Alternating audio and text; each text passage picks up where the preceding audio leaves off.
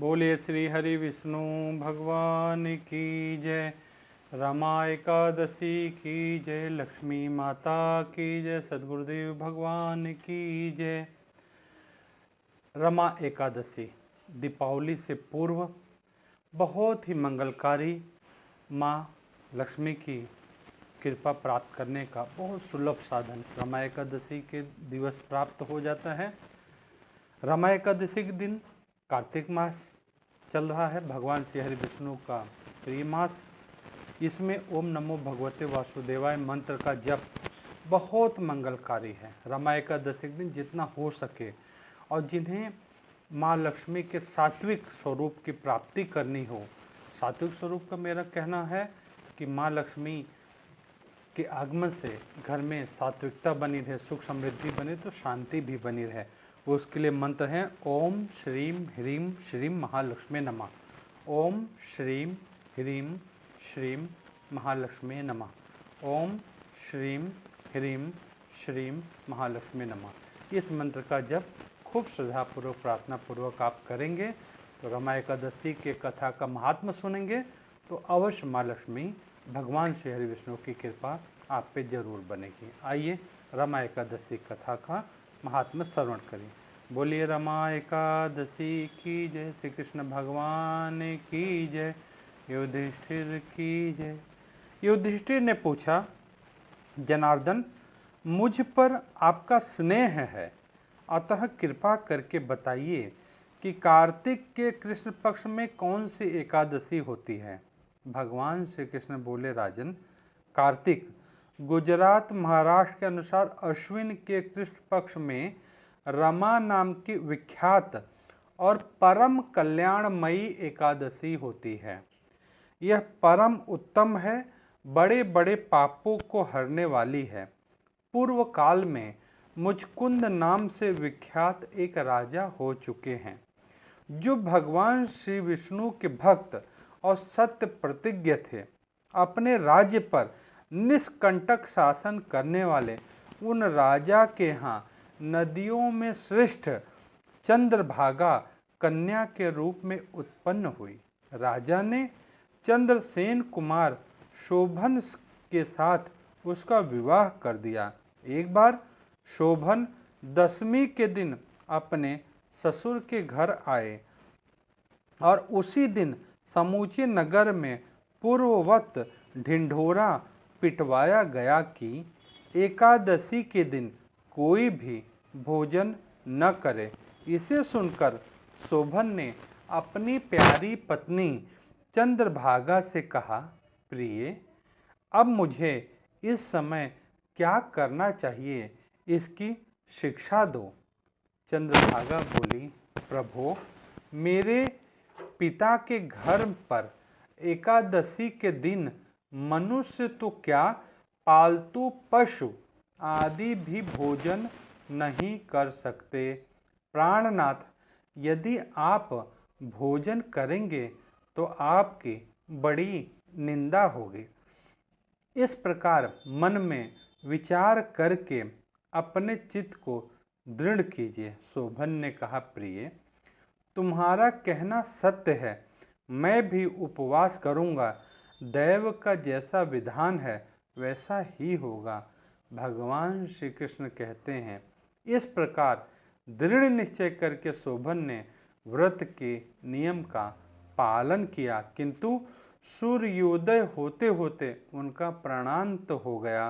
राजा मुचकुंद ने शोभन का राजोचित दाह संस्कार कराया। चंद्रभागा भी पति का परलौकिक कर्म करके पिता के ही घर पर रहने लगी।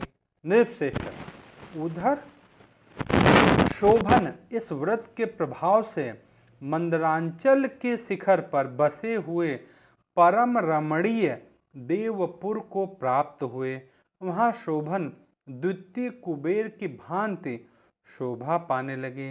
एक बार राजा मुचकुंद ने नगरवासी विख्यात ब्राह्मण सोम शर्मा तीर्थ यात्रा के प्रसंग से घूमते हुए मंदरांचल पर्वत पर गए, जहाँ उन्हें शोभन दिखाई दिए। राजा के दामाद को पहचान कर वह उनके समीप गए। शोभन भी उस समय द्विज श्रेष्ठ सोम शर्मा को आया हुआ देखकर शीघ्र ही अपने आसन से उठ खड़े हुए और उन्हें प्रणाम किया। फिर क्रमशः ससुर राजा मुचकुंद, प्रिय पत्नी चंद्रभागा तथा समस्त नगर का कुशल क्षेम पूछा।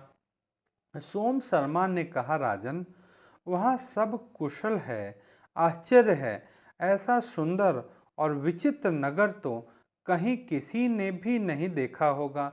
बताओ तो सही, आपको इस नगर की प्राप्ति कैसे हुई? शोभन बोले, द्विजेंद्र, कार्तिक के कृष्ण पक्ष में जो रमा नाम की एकादशी होती है, उसी का व्रत करने से मुझे ऐसे नगर की प्राप्ति हुई है। ब्राह्मण, मैंने श्रद्धाहीन होकर इस उत्तम व्रत का अनुष्ठान किया था, इसलिए मैं ऐसा मानता हूँ कि यह नगर अस्थायी नहीं है। आप मुचकुंद राजा की सुंदरी कन्या चंद्रभागा से यह सारा वृतांत कहिएगा। शोभन की बात सुनकर ब्राह्मण मुचकुंदपुर में गए। वहां चंद्रभागा के सामने उन्होंने सारा वृतांत कह सुनाया।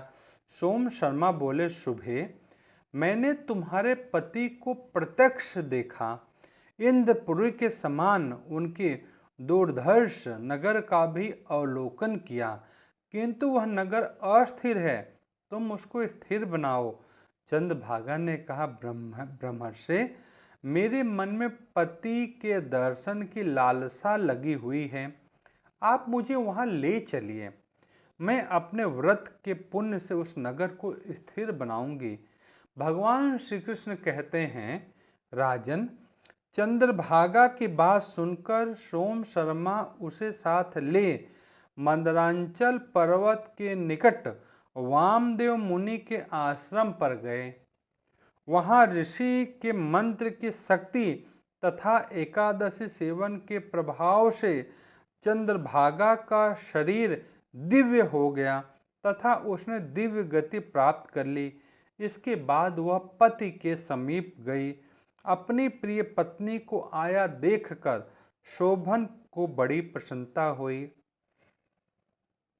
उन्होंने उसे बुलाकर अपने वाम भाग में सिंहासन पर बिठाया। तदनंतर चंद्रभागा ने अपने प्रीतम से यह प्रिय वचन कहा, नाथ, मैं हित की बात कहती हूँ, सुनिए। जब मैं 8 वर्ष से अधिक उम्र की हो गई, तब से लेकर आज तक मेरे द्वारा किए हुए एकादशी व्रत से जो पुण्य संचित है, उसके प्रभाव से यह नगर कल्प के अंत तक स्थिर रहेगा तथा सब प्रकार से मनवांछित वैभव से समृद्धशाली रहेगा। नृपश्रेष्ठ, इस प्रकार रमा व्रत के प्रभाव से चंद्रभागा दिव्य भोग, दिव्य रूप और दिव्य आभूषणों से विभूषित हो अपने पति के साथ मंदरांचल के शिखर पर विहार करती है। राजन, मैंने तुम्हारे समक्ष रमा एकादशी का वर्णन किया है। यह चिंतामणि तथा कामधेनु के समान सब मनोरथ को पूर्ण करने वाली है। बोलिए रमा एकादशी की जय। श्री कृष्ण भगवान की जय। श्री हरि विष्णु भगवान की जय। लक्ष्मी माता की जय। रमा एकादशी की कथा बहुत मंगलकारी है। आप अवश्य श्रवण करना, व्रत रहिए चाहे नहीं रहिए, कथा जरूर श्रवण करिए, औरों को भी कथा जरूर भेजिए। मेरा निवेदन सिर्फ इतना है कि व्रत की पूर्व संध्या पे, व्रत की पूर्व जो रात्रि पे हम शयन करने जाएंगे, उस समय हम ईश्वर से प्रार्थना करें कि हे प्रभु, जो कल हम रमा एकादशी का व्रत करेंगे या हम रमा एकादशी के व्रत का महात्म सुनेंगे, उस महात्म के प्रभाव से हमारे घर परिवार पे हे श्री हरि भगवान विष्णु आपकी कृपा दृष्टि बने रहे। माँ महालक्ष्मी हमारे घर में सात्विक स्वरूप में स्थिर रहें, सात्विक स्वरूप की प्रार्थना करिएगा। नहीं तो कई घरों में लक्ष्मी आने पे लोगों में विकार उत्पन्न हो जाते हैं। तो सात्विक स्वरूप की प्रार्थना करिएगा और जितना हो सके अपना कर्म कार्य करते हुए जब भी स्मरण हो जाए आज एकादशी तिथि है, ऐसा भाव करके, कार्तिक मास है तो ओम नमो भगवते वासुदेवाय का जप करते हुए तथा माँ महालक्ष्मी का ध्यान करते हुए ओम श्रीम ह्रीम श्रीम महालक्ष्मी नमः का मंत्र जप करते हुए सभी सात्विक लक्ष्मी की प्राप्ति करें। भगवान श्री हरि विष्णु की भक्ति, उनका आशीर्वाद प्राप्त करके सभी के घरों में खूब खूब सुख शांति रहे, ऐसी मंगल कामना आप सभी के लिए। श्री हरि श्री हरि श्री हरि श्री हरि।